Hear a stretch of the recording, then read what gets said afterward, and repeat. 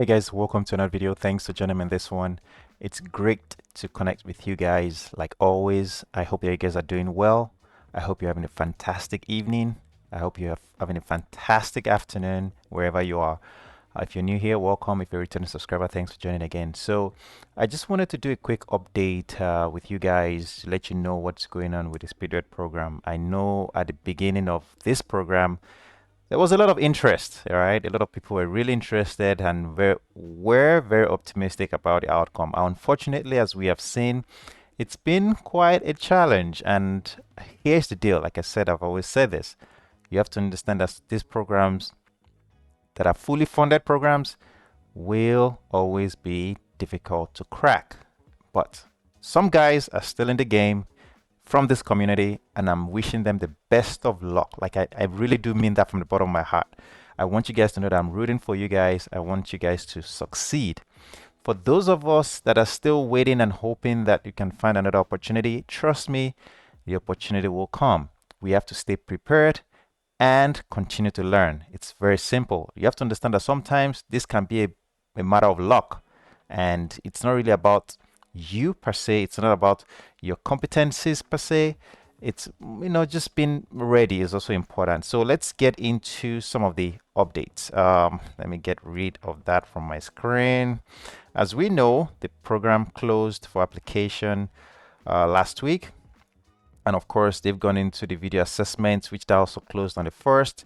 Now they are at the stage where a lot of people are waiting to hear back for the next stage. And talking about stages, as you can see, the selection phase was the online application we closed about 2 weeks ago. Video interview ended on the 1st, and now people are waiting on the flight school technical test portion of this.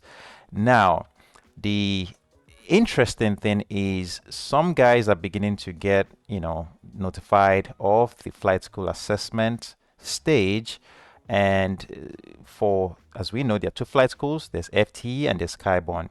Now, those guys that are getting FTE, I believe they're already getting some dates right now. I'm not too certain on that, but I believe they're already getting some invites. Not a lot of people so far, but some people are. And if you're part of those people, please understand that we are rooting for you and we're wishing you all the best. Now, for those that are maybe going to Skyborn, there hasn't been much information on that just yet. And I am hoping, really hoping that there's going to be more people that get into this program. And talking about getting into this program, I want you guys to understand that there is some correlation between your background and how far you can go in this selection process. And this is where I really want to emphasize to you guys to please, whatever you're doing, understand and know that there's a correlation between your background and how far you go in this process. Now, I understand that there's the assessment that you have to pass, and some people even had, mechanical engineering degrees and some, lots of degrees and still couldn't make it through the assessment. That's a different topic for another day, which some of you guys have reached out to me and we've gone into details of some of those assessments, especially the SJTs. I'm going to leave it aside for now, but here's the deal.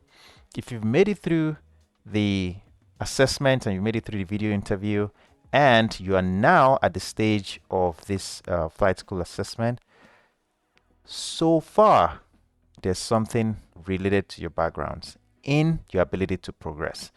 And of course, that comes through your CV. That's where I always try to touch on with you guys, that your CV needs to speak for you. It has to show that you have what it takes, or at least you've been in that journey. I'm going to leave it at that for now.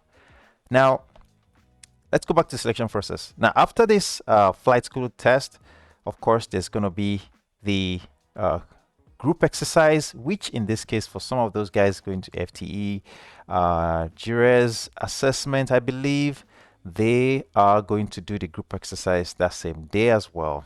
That's the information anyway that I am gathering so far. I don't know if it's 100% right, but just that's what I'm gathering so far. And of course, once you make it through that stage, then there is the flight school interview. Maybe, yes, maybe that will happen or not. We are not sure just yet. but of course there's still the British Airways assessment towards the end, and of course they will give offer letters at that point. I hope I can center this back just the way I want it. Now, for you guys that are new here, understand that this is a journey, this is a process, and I try to keep the community updated, up to date with the information that I have. We don't try to rely on rumors, so these are all usually good, solid information. If you are preparing for your flight school assessment, I always encourage that you do your own research. But there's latest pilot jobs, and there's the pilotassessments.com. There's a pilot aptitude test.com. There's so many of them out there, and they offer all these tests and preps that can help you succeed.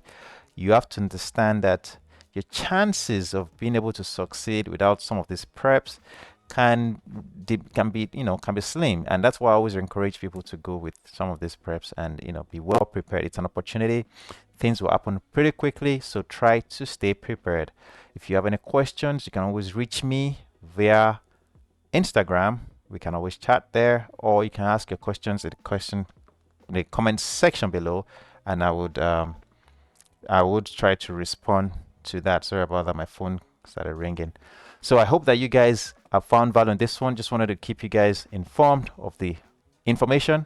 I'll see you in the next one.